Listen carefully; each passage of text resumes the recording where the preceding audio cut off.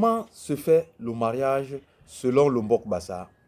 L'homme ou la femme qui doit marier l'autre. Ou le Bassa devait-il prendre sa femme?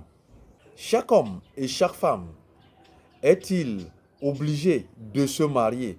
Un homme peut-il épouser deux sœurs? La polyandrie, c'est-à-dire deux frères, peuvent-ils épouser la même femme? Restez connectés sur l'univers du Mbok Bassa. Bienvenue une fois de plus dans l'univers du Mbok Bassa. Comment se fait le mariage dans le Mbok Bassa? Est-ce l'homme qui doit marier la femme ou c'est la femme qui doit doter l'homme? Que dit le Mbok Bassa? Ce que nous devons déjà savoir, c'est que nos ancêtres discutèrent longuement sur la décision à prendre de qui des deux conjoints devait marier l'autre. Voilà ce qu'il fut décidé par nos ancêtres. La femme quittera sa famille et entrera dans une autre famille. La femme vit auprès de son mari. Elle quittera son père, c'est alors qu'elle sera heureuse plus que sa mère. Nous comprenons ici que nos ancêtres ont décidé que c'est l'homme qui devait marier la femme. Et quelle était la raison? Le Maïman Mbok Bassa nous dit au paragraphe 182, c'est l'homme qui pose les grands actes, mais la femme n'est que la beauté de l'homme. Le Mbok Bassa dit que c'est la femme qui quittera sa famille et entrera dans une autre famille. La femme vit auprès de son mari. Elle quittera son père, c'est alors qu'elle sera heureuse plus que sa mère. Le Mbok Bassa veut nous enseigner ici que le mariage, c'est une affaire de famille, une affaire de peuple. Ce n'est pas une affaire de deux personnes. Si nous revenons sur les objectifs du mariage tels que nous l'avons vu, qui sont la procréation, qui sont l'amour entre les familles, entre les peuples, bref, dans le monde, nous comprenons pourquoi est-ce que le Mbok Bassa dit que le mariage, c'est une affaire de deux familles. La deuxième des choses que le Mbok Bassa nous enseigne ici, c'est que la femme doit vivre près de son mari. Aujourd'hui, dans un monde où nous voulons faire comme nous l'imaginons, nous pensons que nous sommes plus intelligents que nos ancêtres. On retrouve des mariages où les deux conjoints, chacun est dans son continent.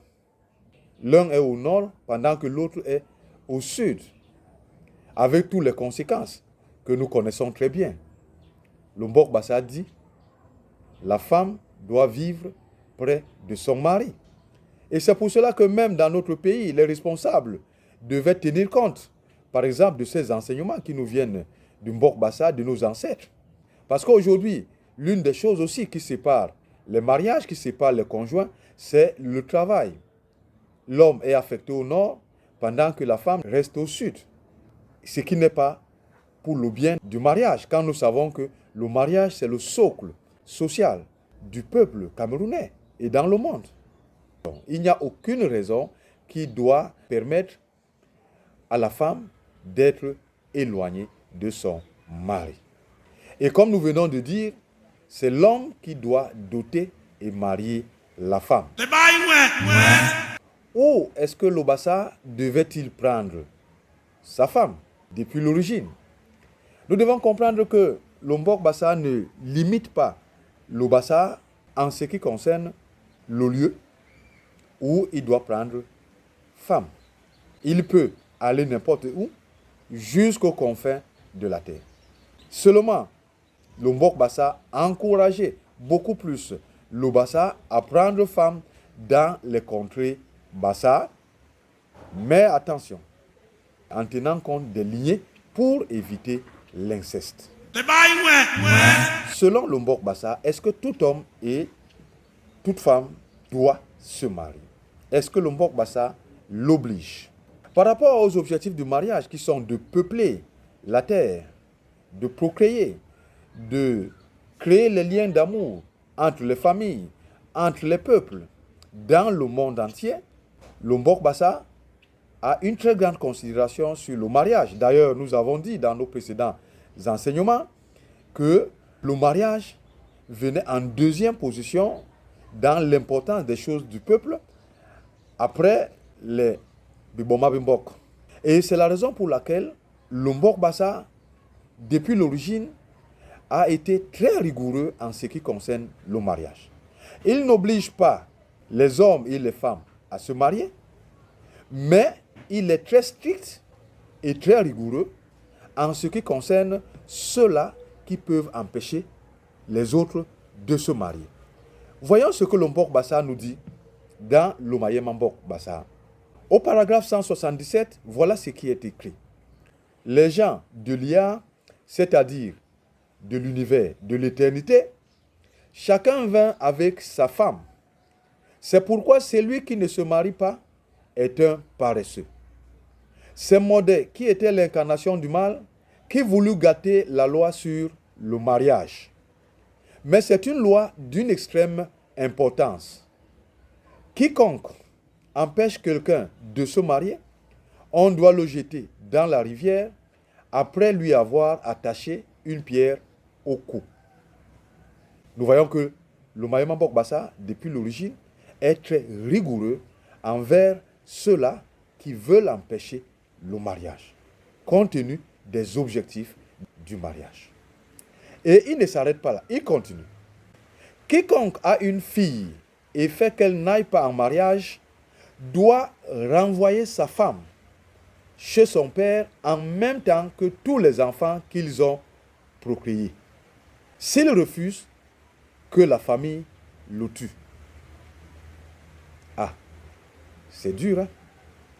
Et le Mayema Mbok Bassa continue. Pour le cas de la jeune fille, si elle est frigide ou asexuée, on dit en Bassa, ngata. On convoque ses parents et on leur demande la cause. Si les parents ne parlent pas bien, ils méritent la peine de mort. Dans le cas du jeune homme du Hiloka, au paragraphe 170, le Mayema Mbok Bassa nous dit: si le garçon ne veut pas se marier parce qu'il est impuissant ou ce sont ses parents qui sont la cause, la famille, c'est-à-dire l'Iten, doit chercher à comprendre.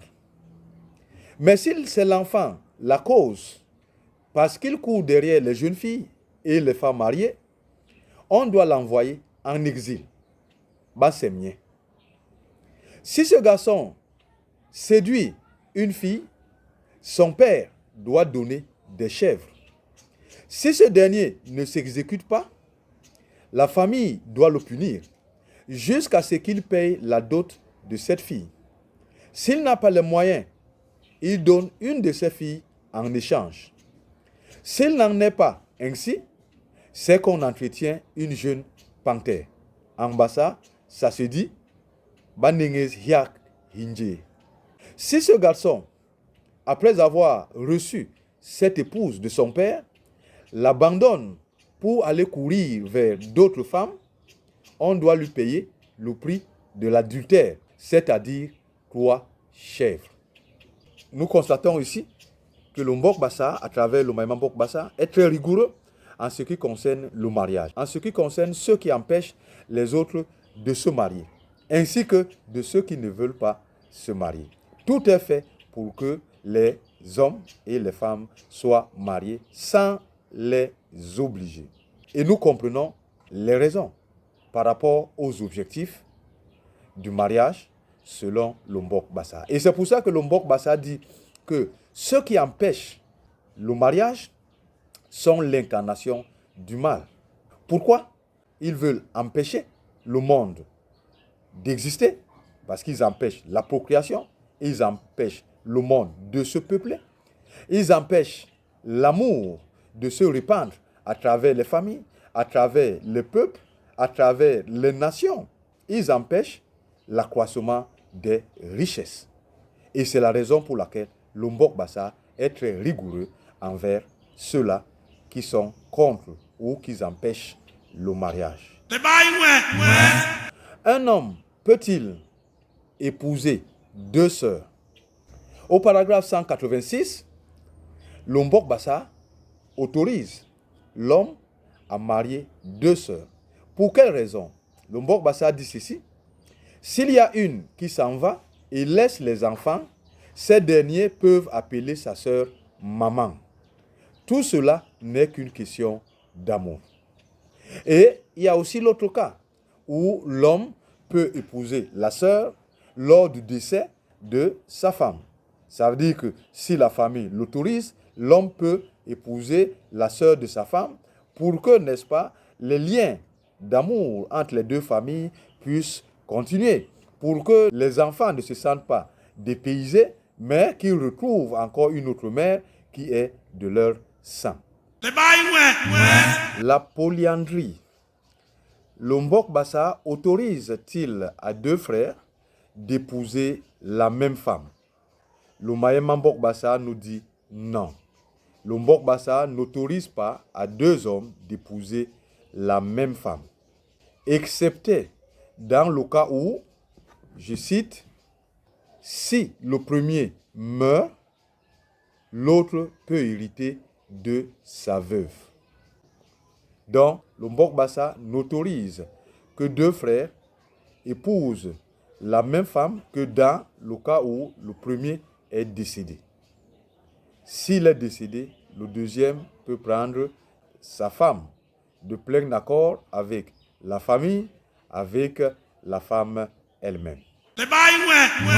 Nous ne faisons que commencer sur l'enseignement sur le mariage. Restez connectés encore parce qu'il reste beaucoup à dire. En attendant, Hilolombi Akunde Tira Bispo Basona.